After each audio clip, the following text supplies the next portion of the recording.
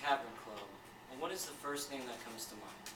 Are you thinking of the British flag, or are you still on the mindset of why is the city called, why is this called the Cavern Club? Well, the reason why is that in the Cavern Club, one of the greatest bands, no strike that the greatest bands, came out of that club. They were the Beatles.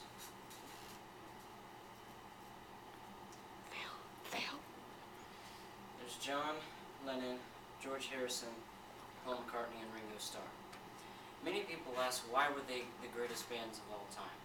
To quote Alistair Taylor when asked by Brian Epstein, he said, well, I thought they were how the Beatles sounded. He said, well, I thought they were quite awful, honestly, but they were also incredible. Well, this magic that the Beatles had affected a lot of people, including me.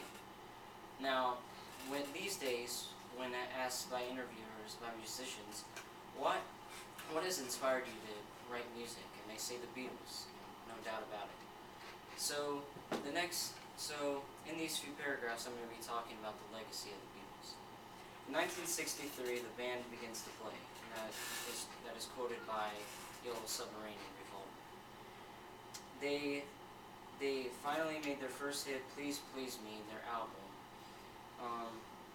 in 1963 by VJ Records. In 1964, they made With the Beatles in 1964.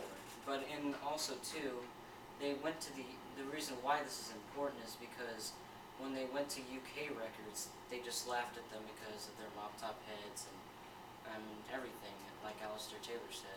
But so they sent them to VJ Records, and they thought they were a hit. So the U.S. loved them so much that they wanted them to tour.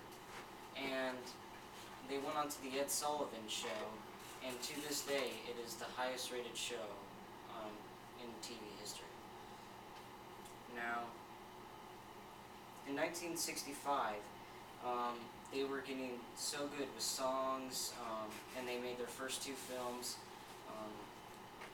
And here's the Beatles on the Ed Sullivan Show. You can click with the films Health and A Hard Day's Night. That they got awarded MBEs by the British Ministry for their services.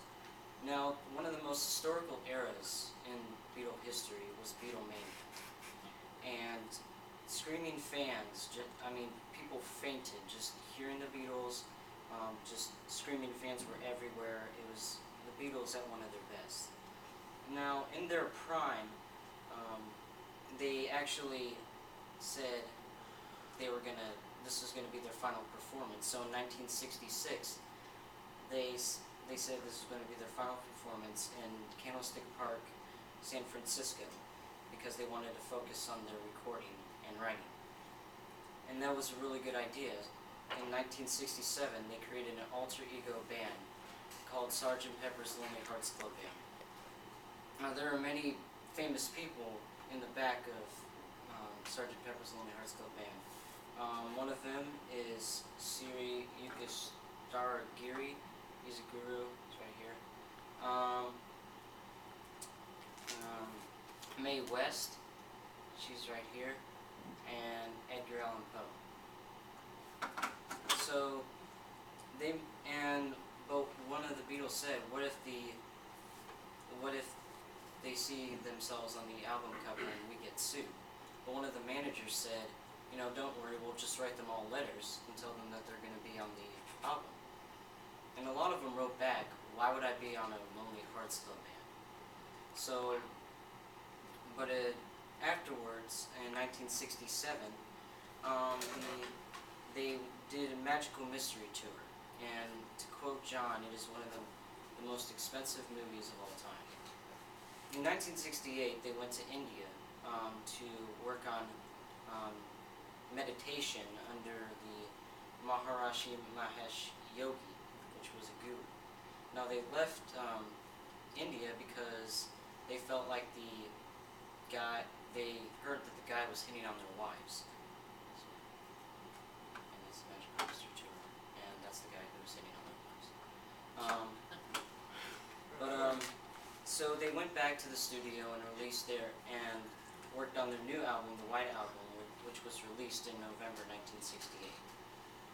Now, everything was going great. The Beatles were phenomenal and everything, until John met one person, and I wish Mr. Quinn was here to see this. Oh my gosh, no.